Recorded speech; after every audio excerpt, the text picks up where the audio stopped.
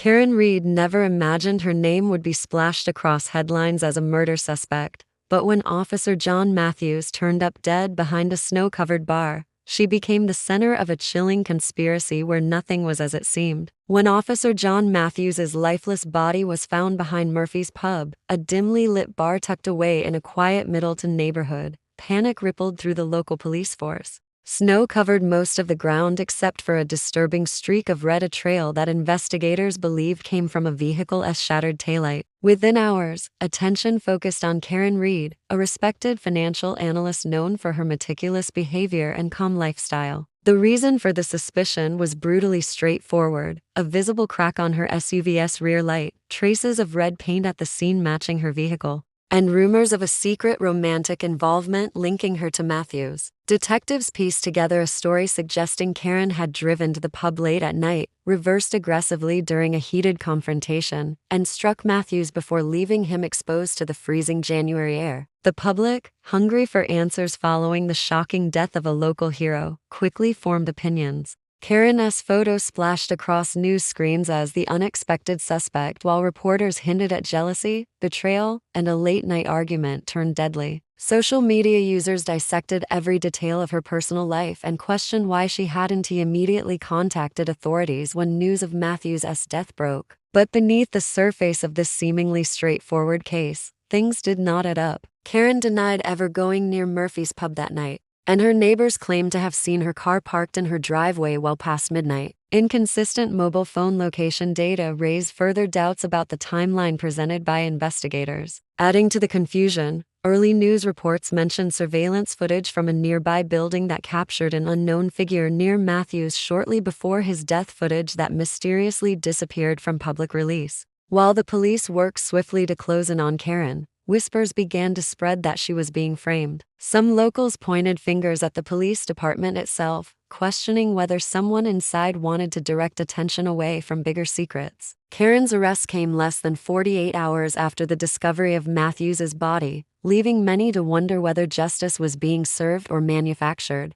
In the midst of mounting pressure, the truth began to slip further from view, replaced by a narrative that painted Karen not just as a suspect, but as the centerpiece of a chilling mystery no one fully understood. Karen's arrest ignited a firestorm of attention that extended well beyond Middleton. As pretrial hearings began, prosecutors outlined a narrative that was as dramatic as it was damning. They alleged that Karen had been drinking the night of Matthews's death, driven in a jealous rage to Murphy's Pub, and intentionally struck him with her SUV. They claimed she panicked when she realized what she had done, fleeing the scene and later trying to cover up the damage to her vehicle. In their version of events, Karen's actions were fueled by bitterness after Matthews ended a secret affair, leaving her heartbroken and vengeful. Karen, maintaining a calm and controlled demeanor, refused every aspect of this portrayal. Through her lawyers, she stated she was being framed to cover up internal corruption that Matthews had uncovered within the police force. As the case unfolded, Karen's defense team revealed inconsistencies in the prosecution's evidence. Phone records suggested she had been at home much of the night, with multiple outgoing text messages sent from the comfort of her living room.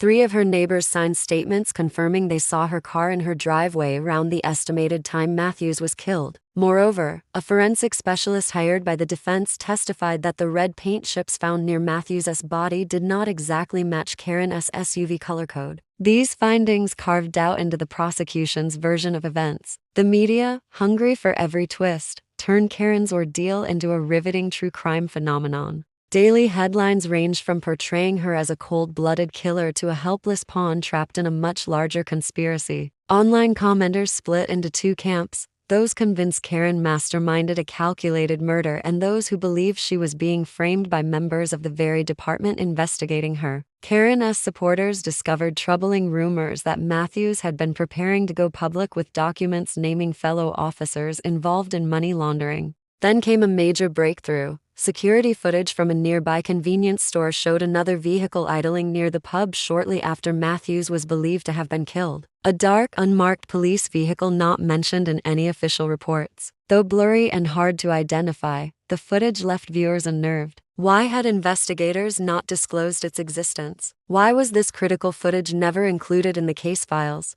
As tensions grew and both sides dug in their heels, it became increasingly unclear whether justice was truly being served or if someone was desperately trying to make sure certain secrets stayed buried forever. The trial began amid growing suspicion that something larger and darker was unfolding behind the scenes. Prosecutors stuck firmly to their original narrative, presenting Karen as a volatile woman motivated by jealousy. Intent on punishing Officer Matthews for abandoning their supposed romantic involvement, they showed photos of the cracked taillight, replayed dramatic footage of Karen's arrest, and brought forward a bartender who claimed Karen had stormed into Murphy's pub that night, though blurry surveillance showed no clear confirmation. Yet even as the prosecution worked to tighten the net, the defense steadily unraveled it. They introduced Matthews's personal notebook, found hidden inside a locked drawer in his apartment. Pages revealed he had been quietly gathering evidence about a smuggling operation allegedly run by two fellow officers. The notebook included times, dates, and shadowy references to cash exchanges made away from official channels. It also listed 3 names, 2 of which belonged to officers who had responded first at the crime scene. The defense argued Matthews had been preparing to expose them just before his death,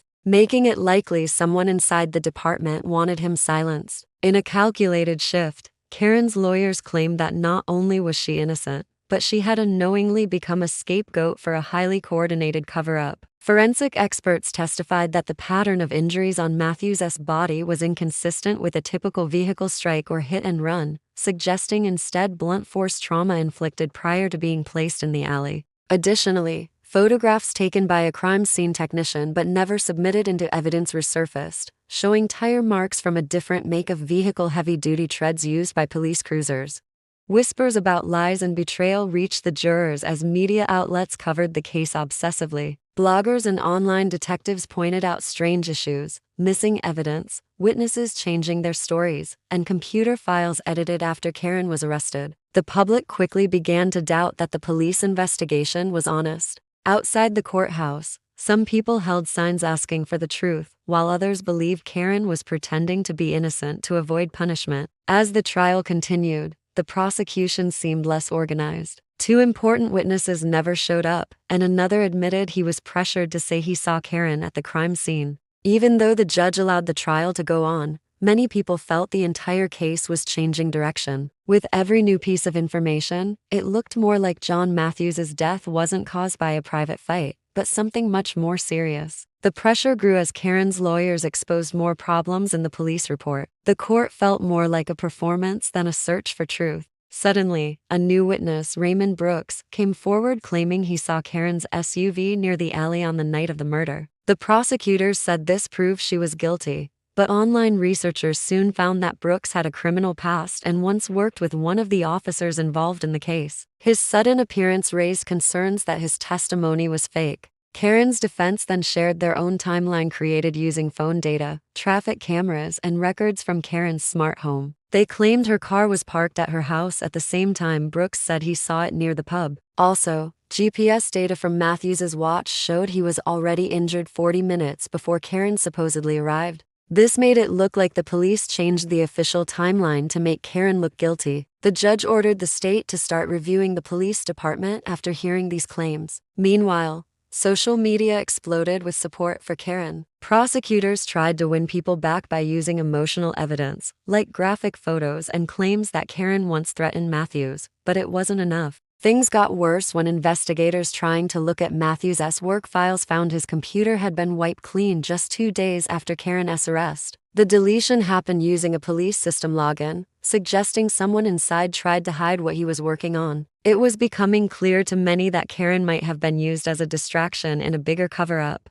Finally, a new video surfaced from a traffic camera 6 miles away from Murphy's pub that showed Karen's SUV sitting outside her home at the time of the crime. A journalist discovered this footage, not the police. When it was played in court, everyone was stunned. The car never moved. Prosecutors tried to say it didn't prove Karen was inside, but Karen's team also showed electricity logs from her home suggesting she was sleeping there. Then, 2 experts said the red glass found by the body matched police emergency lights, not Karen's SUV. After that, the case fell apart. Witnesses changed their stories or disappeared, including Raymond Brooks. Secret police emails were uncovered, mentioning controlling the fallout and changing the story. The district attorney dropped all charges and declared a mistrial. Officially, Karen was free. Unofficially, it marked the start of a major scandal. Karen left the courthouse a free woman, but her life was destroyed. She got no apology, no financial help, and had lost her reputation. Investigations began into the officers Matthews wrote about in his notebook. 2 were suspended while state and federal agents started looking deeper. Although Karen was no longer a suspect, Matthews's death remained unsolved. Some people still believed powerful people were hiding the truth. Others thought Karen got away with murder. In the end, one thing was sure: justice had not yet been served.